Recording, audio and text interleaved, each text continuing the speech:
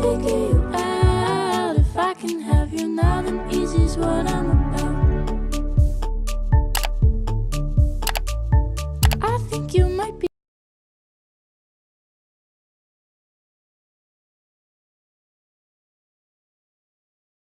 Assalamualaikum warahmatullahi wabarakatuh. Hello guys, welcome back to my YouTube channel.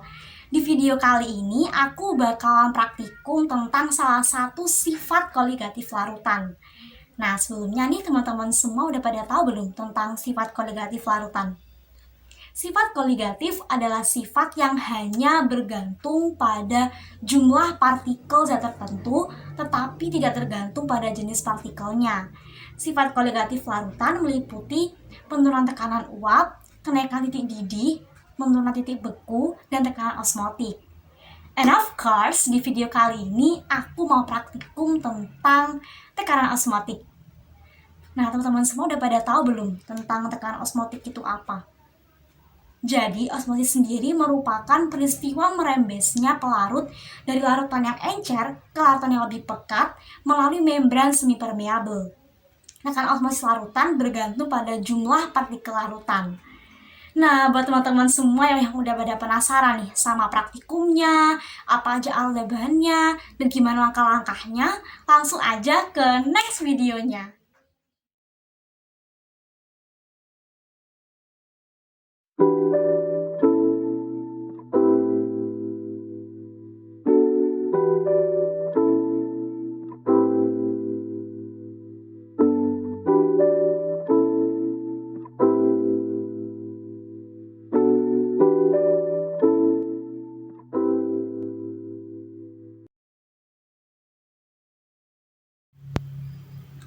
Nah, untuk alat bahannya di sini ada air, ada gula pasir, ada garam,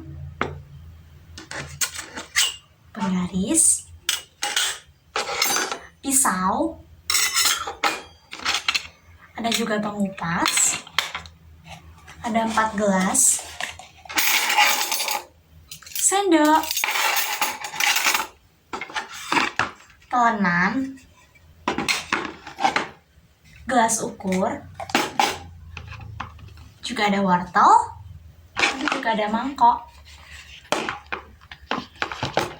Nah, di sini aku juga nyiapin kertas, gunting, isolasi, sama pulpen. Nah, gunting, isolasi, kertas, sama pulpen gunanya untuk membuat label. Nah, nantinya label-label itu bakalan kita tempel di 4 gelas ini. Langsung aja kita ke langkah-langkahnya. Langkah pertama, kita membuat label dulu ya.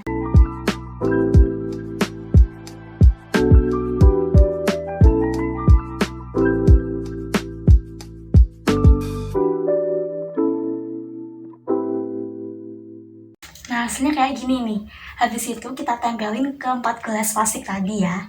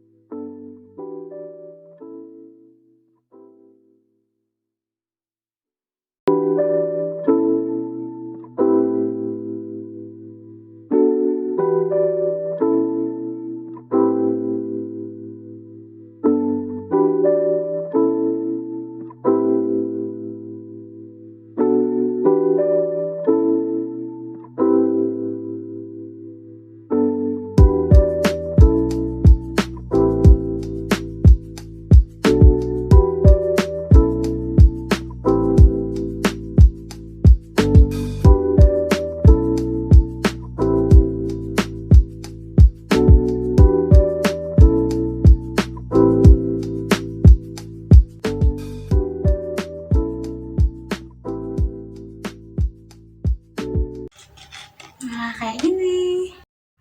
Nah, selanjutnya kita kupas botolnya.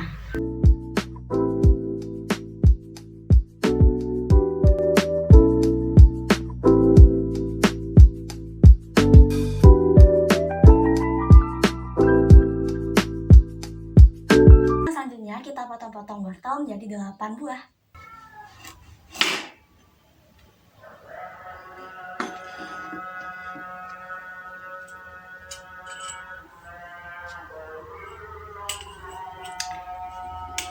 Nah, jadi di sini aku bakalan nyamain panjang dari potongan-potongan wortelnya. Untuk itu aku menggunakan penggaris ini buat mengukur potong-potongan tersebut.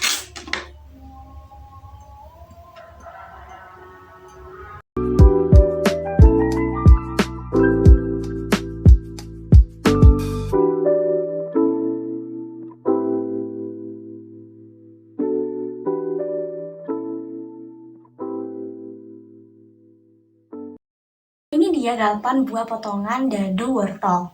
Nah, selanjutnya kita akan tata ke 4 gelas plastik tadi ya.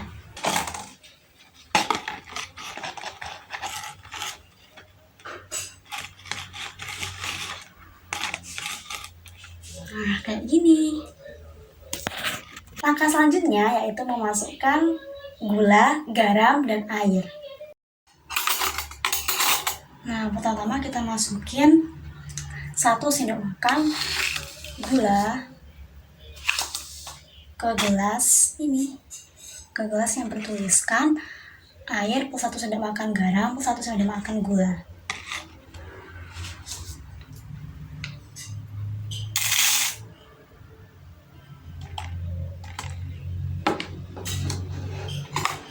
Setelah itu kita masukkan 1 sendok makan garam.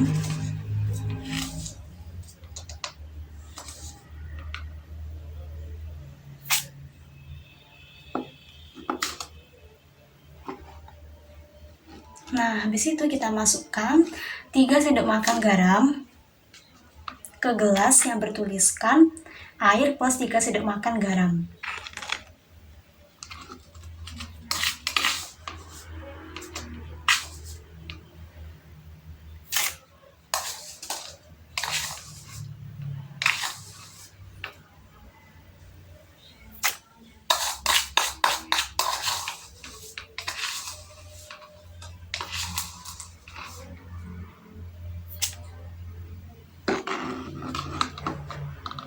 Nah, setelah itu kita masukin 3 sendok makan gula ke dalam gelas yang berlabel air plus 3 sendok makan gula.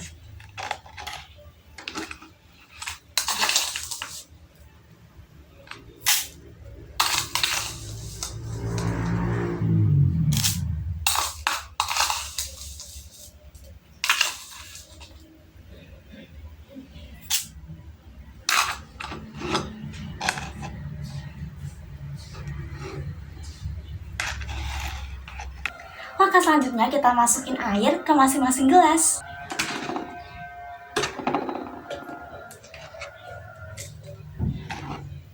Di sini aku pakai ukuran 200 ml ya untuk airnya.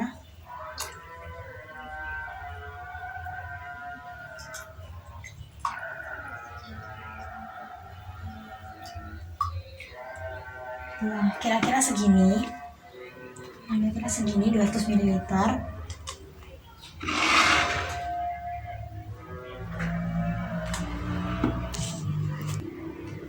Selanjutnya kita masukin pertama ke gelas yang berlabel air plus 1 sendok makan garam plus 1 sendok makan gula. Nah, biar kelihatan kayak gini.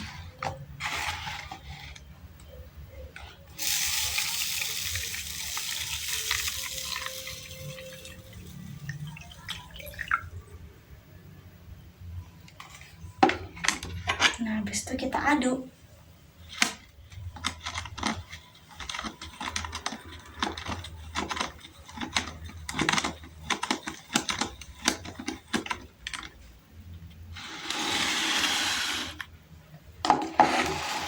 Nah, satu sama kayak yang tadi, kita masukin air ke gelas ukur. Aku juga pakai ukuran 200 ml lagi untuk airnya.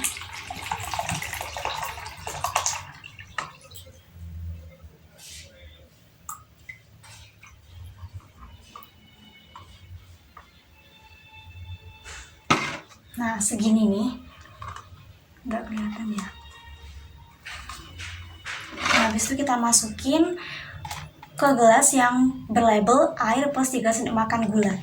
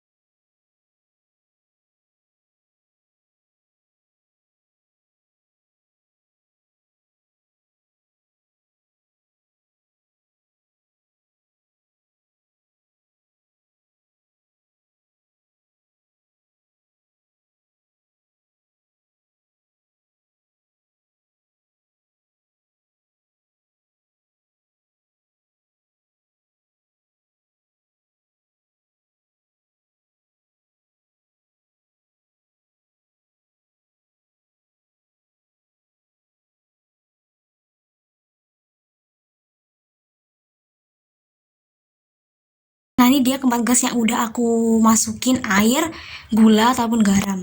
Di sini ada gelas yang berisi air, ada gelas yang berisi 1 sendok makan gula, 1 sendok makan garam, dan air. Nah, juga ada air plus 3 sendok makan gula, juga ada gelas yang berisi air plus 3 sendok makan garam. Ini. Selanjutnya kita masukin 2 buah potongan wortel ke masing-masing gelas.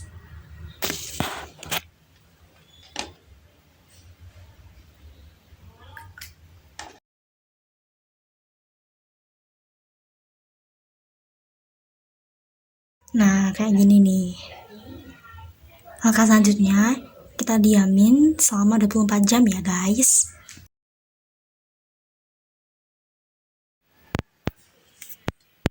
Perubahan yang pertama yaitu pada wortel yang direndam selama 24 jam pada air biasa.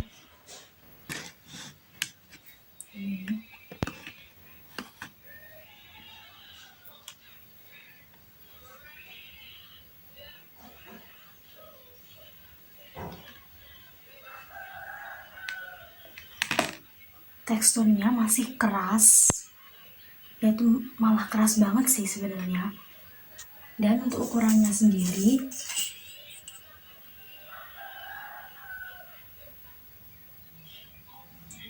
bertambah jadi 2 kali 2.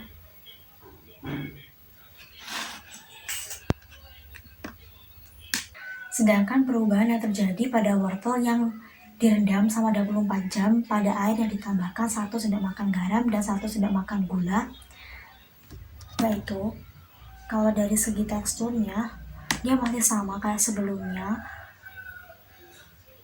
masih sama kayak wortel biasa sih. Dan untuk ukurannya sendiri dia juga masih sama 1,9 kali 1,9.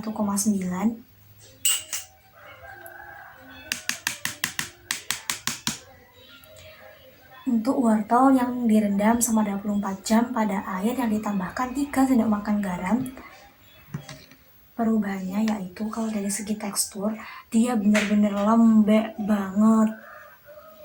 Lembek banget ini.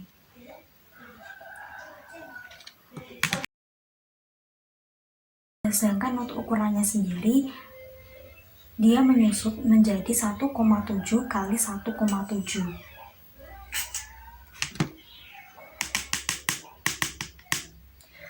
Sedangkan wortel yang direndam selama 24 jam pada air yang ditambahkan 3 sendok makan gula, yaitu kalau dari segi teksturnya dia masih keras, malah mengeras sih. Dan pada pinggirannya ini agak sedikit lembek. Kalau dari segi ukurannya dia jadi 2 kali 2.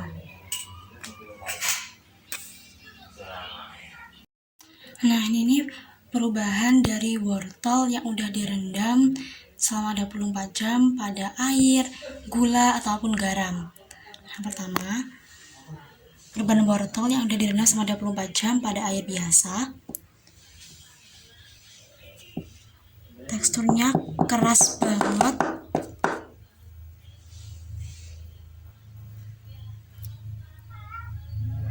Dan dia tuh agak lebih berat dari yang kemarin.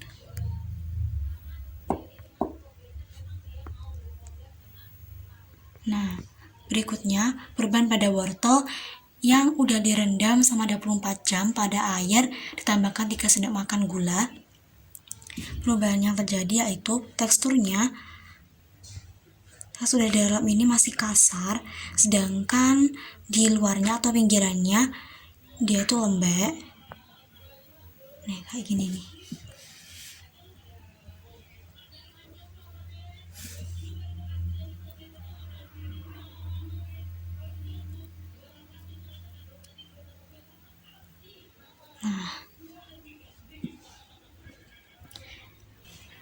Sedangkan perubahan pada wortel yang udah direndam selama 24 jam pada air ditambahkan 3 sendok makan garam, yaitu teksturnya lembek banget. Nah, lembek banget.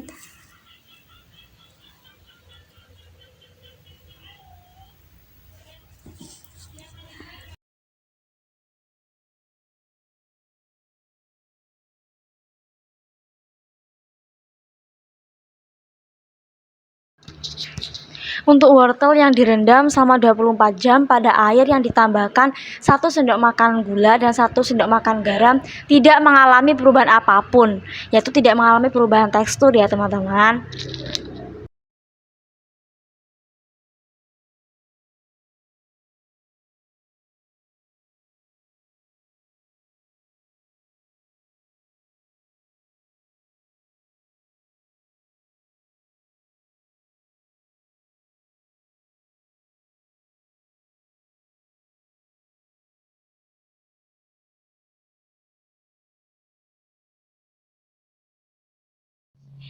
Nah, ada pun pertanyaan seputar tekanan osmotik pada wortel, yaitu yang pertama, faktor-faktor apa yang mempengaruhi tekanan osmotik? Faktor-faktor yang mempengaruhi tekanan osmotik yaitu 1. Ukuran molekul. Apabila ukuran molekul lebih kecil dibandingkan dengan lubang membran, maka akan membuat molekul tersebut lebih mudah meresap. Yang kedua, keterlambatan lipid. Apabila suatu molekul mempunyai keterlarutan lipid yang lebih besar, maka akan membuat molekul tersebut lebih cepat meresap. 3. Luas permukaan membran. Apabila permukaan yang terdapat di membran lebih luas, maka akan membuat penyerapan lebih cepat. 4. Suhu. Kadar resapan akan lebih cepat jika berada pada suhu yang tinggi dibandingkan dengan suhu yang rendah. 5. Ketebalan membran. Membran yang tipis menyebabkan penyerapan jauh lebih cepat dibandingkan dengan membran yang tebal. Pertanyaan kedua, jelaskan apa itu hipotonik, isotonik, dan hipertonik. Jadi hipotonik yaitu larutan yang mempunyai konsentrasi terlarut yang rendah. Contohnya pada praktikum kali ini yaitu air dan air yang ditambahkan 3 sendok makan gula.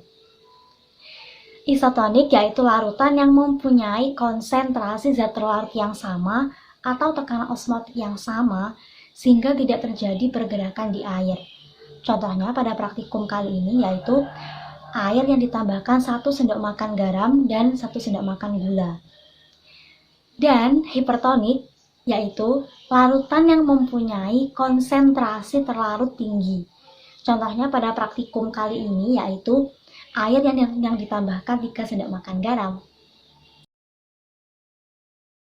Osmosis merupakan peristiwa merembesnya pelarut dari larutan yang encer ke larutan yang lebih pekat.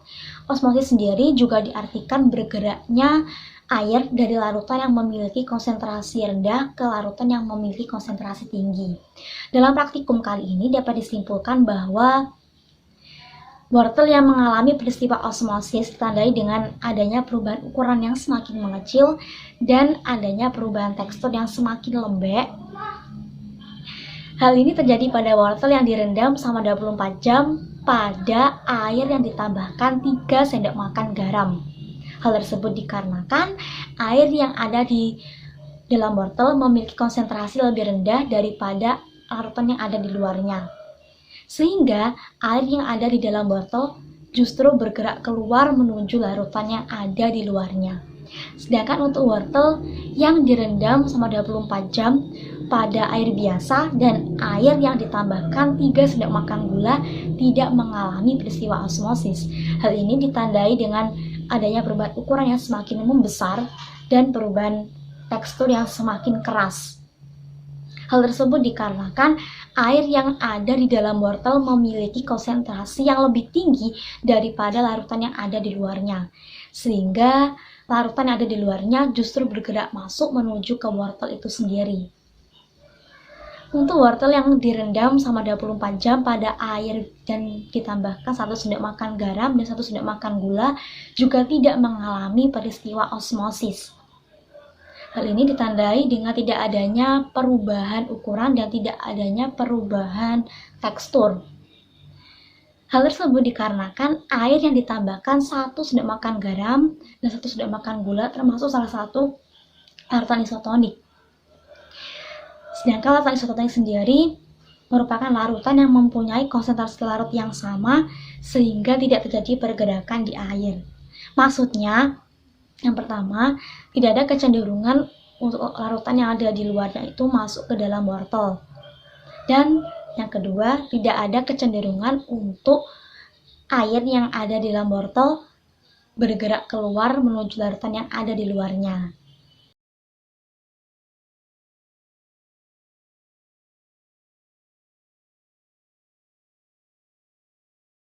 Sekian, terima kasih. Semoga bermanfaat and don't forget to try it. Wassalamualaikum warahmatullahi wabarakatuh.